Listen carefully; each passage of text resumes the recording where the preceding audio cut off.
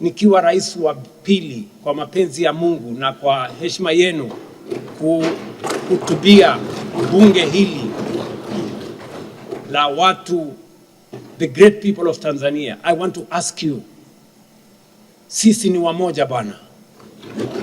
We are one people.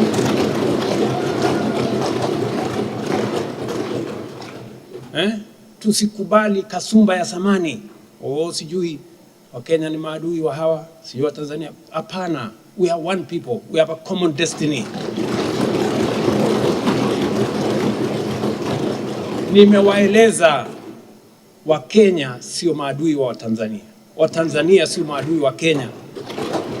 Maadui wetu sote ni pale ambapo hatuna mali, hatuna nafasi za ajira, hatuna fedha. That is what we must struggle against. Na nataka niwaeleze, kuna semekana na uko kwetu kwamba mali unaweza kuwazima ama kugawa, lakini umaskini haugawanyiki bana.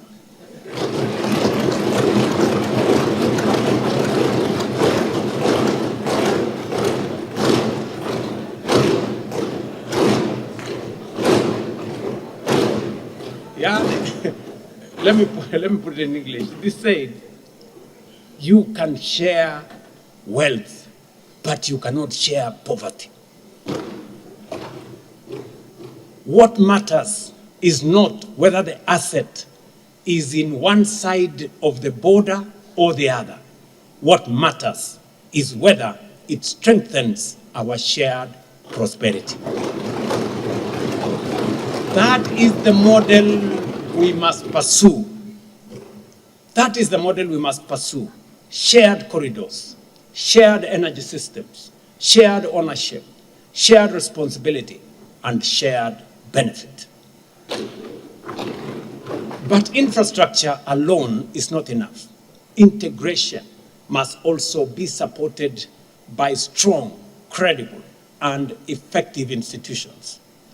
That is why the decision taken at the 25th Ordinary Summit of the East African Community in Arusha were both timely and necessary.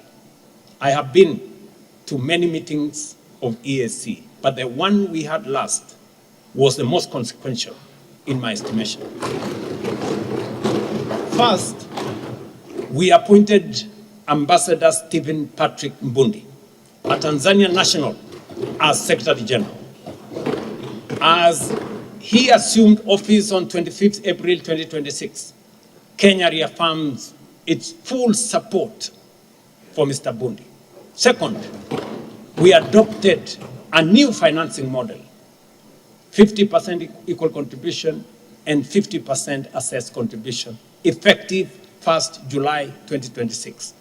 We also agreed to waive 50% of outstanding arrears on condition the balance is cleared within 2 years. Third, we agreed that quorum for all EAC organs shall be 2/3 of partner states, streamlining decision-making and making our union more effective. Fourth, all partner states must eliminate non-tariff barriers by 30th June 2026 without exception.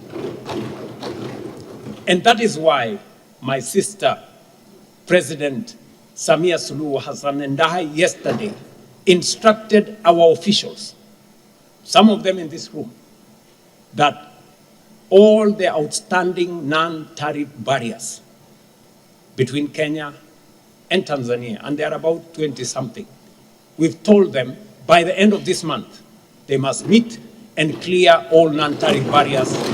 We want to streamline.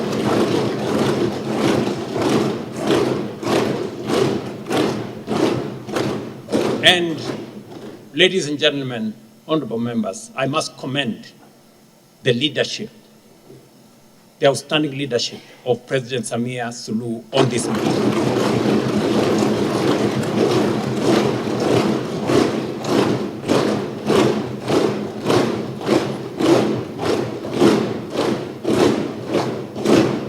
mnajua, asante sana. Mnajua pale 2024 biashara yetu ilikuwa imefika $950 million. Lakini mwaka wa 2025 ilirudi nyuma to 860. We lost almost $100 million of business between Tanzania and Kenya. Kwa sababu tuko na watu wajeuri na kiburi mingi pale kwa boda. Wewe Tanzania unaenda wapi? Wewe Mkenya unaenda wapi? Sijui. Watu bure sana. Wametuharibia biashara. Mr. Speaker, I don't want to run into the trouble of using unparliamentary language. Lakini hawa watu ambao wanaharibu biashara yetu pale, weka hii. Tumeambia mawaziri wetu wafanye kutano, tuondoe biashara, itusaidie kuunganisha watu wetu, kuhakikisha ya kwamba biashara inaendelea mbele, tuzalishe mali, tuzalishe ajira, tuondoe umaskini.